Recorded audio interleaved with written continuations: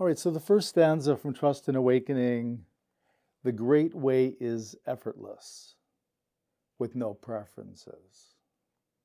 Surrender, desire, and aversion, clarity dazzles.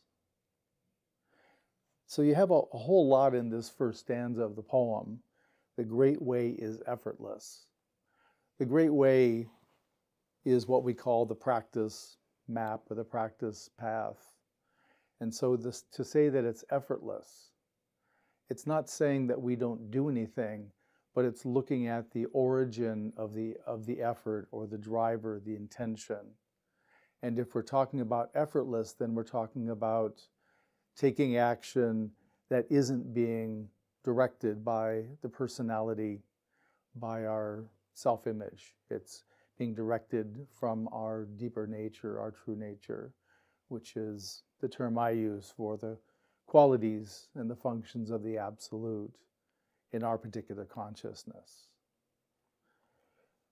So with no preferences. That's an interesting line too, because of course we all have lots of preferences. We like this and don't like that. And in fact, the reason that this line is here is because our liking and disliking, the process we all go through every day as we move through life, labeling our likes and dislikes as we encounter the world around us, is part of what keeps the self-image in place. It's part of how we feel we know ourselves, is through our likes and dislikes. So here it's, once again, we have the word effortless in the first line. So that's meaning really no self. And then we have no preferences, which is also pointing to no self, just the functioning of true nature. And the third line, surrender, desire, and aversion.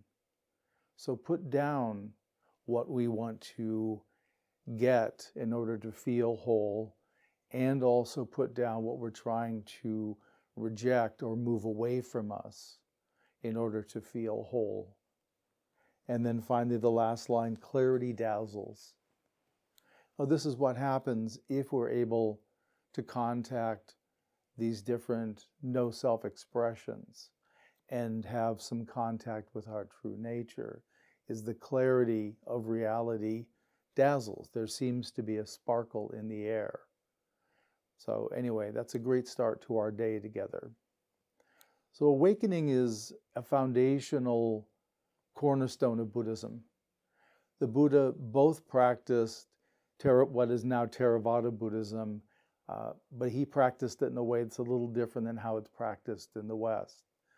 In Asia, the traditional Theravadan practice, the samatha, the concentration practices, there's approximately 40 practices in that body of material. And so the Buddha did all those practices, which mostly came from the yogic tradition. And then he did and compiled the Vipassana practices. And again, those are presented a little differently in Asia than they are in the West. But the Buddha's, before he began teaching, he had a great awakening. And this is understood by all the Buddhist schools. And so really what's happened in the evolution of Buddhism is that Theravada Buddhism has maintained or maintains the traditional practices of the Buddha, and the Zen tradition has really focused on the awakening aspect, the awakening the Buddha underwent.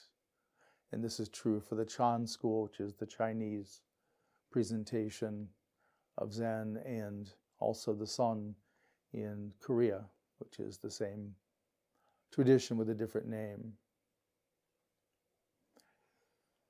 In the Zen lineage papers, which those of you that went through the Jukai ceremony received lineage papers, it begins and ends with the source, with what's called the Absolute. It's called the Absolute because it's absolute reality and absolute truth. It's not relative. It's not in relationship to something else. It's a truth on its own.